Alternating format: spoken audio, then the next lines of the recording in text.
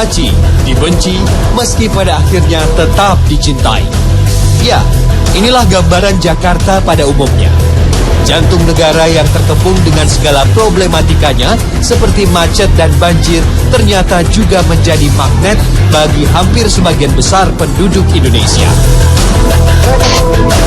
Dengan pendapatan per kapita senilai 101 juta rupiah, tidak sedikit warga yang berharap banyak akan perbaikan nasib mereka di ibu kota negara ini.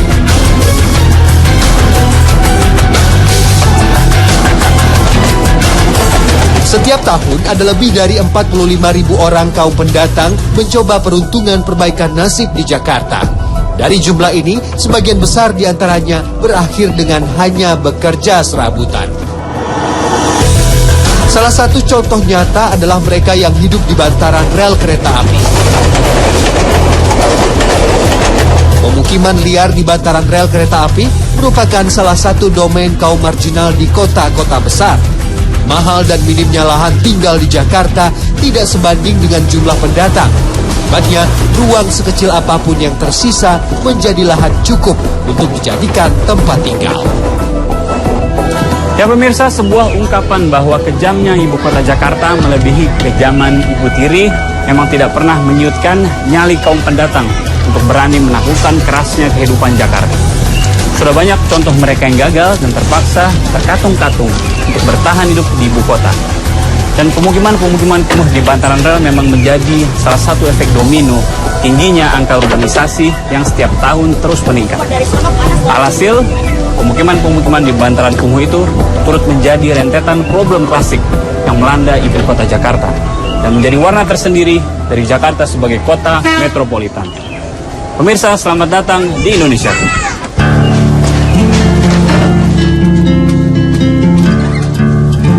Bantaran rel kereta api Tanah Tinggi Senen, Jakarta Pusat adalah salah satu contoh permukiman bagi kaum pendatang.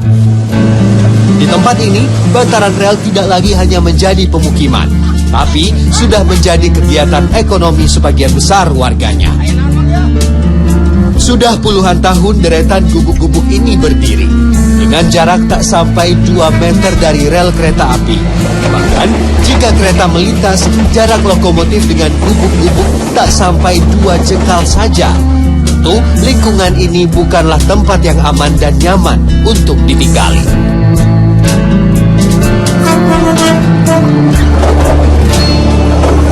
Tinggal di tempat yang memang tidak diperuntukkan untuk bermukim, pastilah tidak dilengkapi dengan fasilitas pendukungnya. Untuk fasilitas MCK, warga bantaran rel Tanah Tinggi harus mengeluarkan biaya yang dibilang cukup tinggi.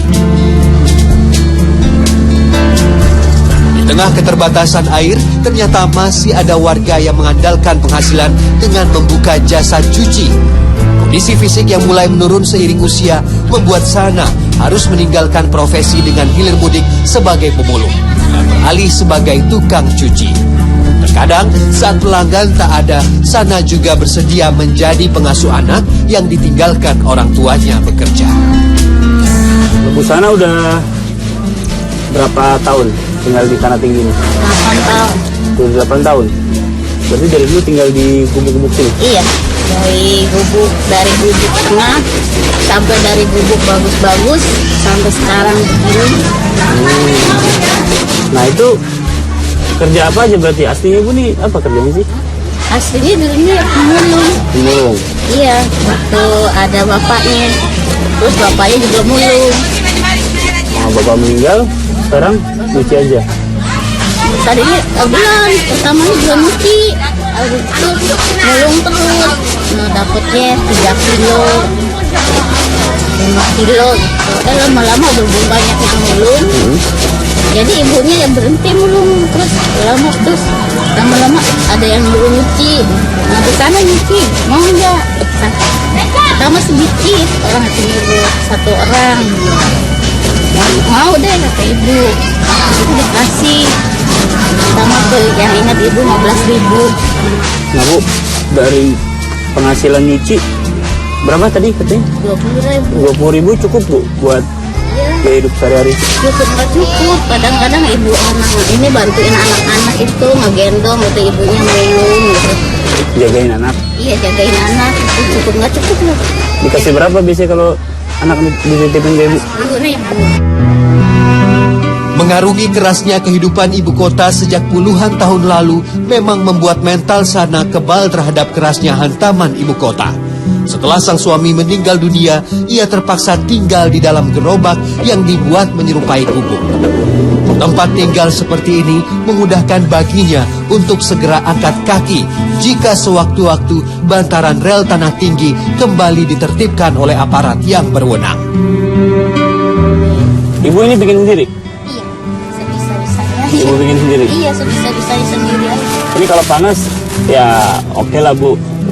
Kalau hujan bocor nggak nih? Ya bocor itu pada bolong. Bocor juga?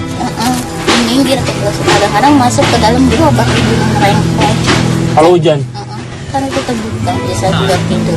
Ibu kalau hujan masuk ke dalam gerobak? Gerobak merengkel kayak itu. Masya Allah Bu. Nah kalau ini digusur Bu, tinggal di mana nanti di sana? Itu kan ada gerobak. Habis gimana? Sampai sekarang ini ke situ aja. Bawa gerobak didorong merah pilihan itu masalah kesian sendiri.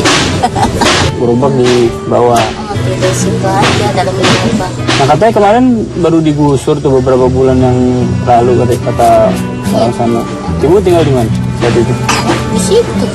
Minggir pada minggir. Kalau udah lewat tuh orang ke sana pegawai-pegawai, ya dia ambilin satu-satu barangnya pindahin lagi. Ayo pada pindahin, nggak ada kapuk-kapuknya daerah sini loh. Bandel tapi kalau daerah lain kan udah bersih ya, ibu lihat ya. Cuman daerah ini doang. Tak hanya menjadi tempat tinggal dan lokasi mencari nafkah, bantaran rel kereta api ternyata juga menjadi ruang bermain bagi anak-anak. Puluhan lokomotif yang melaju kencang hilir mudik di perlintasan menemani keseharian mereka. Selain karena tak ada lagi tempat bermain, mereka sudah terbiasa dengan kondisi ini. Tidak ada rasa takut di raut wajah mereka, meski nyawa menjadi taruhan bila terlambat menyingkir saat kereta akan melintas. Yo, dari tadi kan aku lihat main sama temen-temen di rel, nggak takut? Enggak. Nggak takut? Nggak pernah dimarahin sama orang tua? Mau main di sini? Enggak. Nah, mau sekolah sampai kelas berapa? Sampai SMA. Mau jadi apa nanti gede? Polisi. Jadi polisi. Kenapa mau jadi polisi? Enak. Kenapa enak? Ya saya bang. Kenapa jadi polisi enak? Tapi mau jadi polisi ya. Nah, udah belajar yang ini makanya yang giat.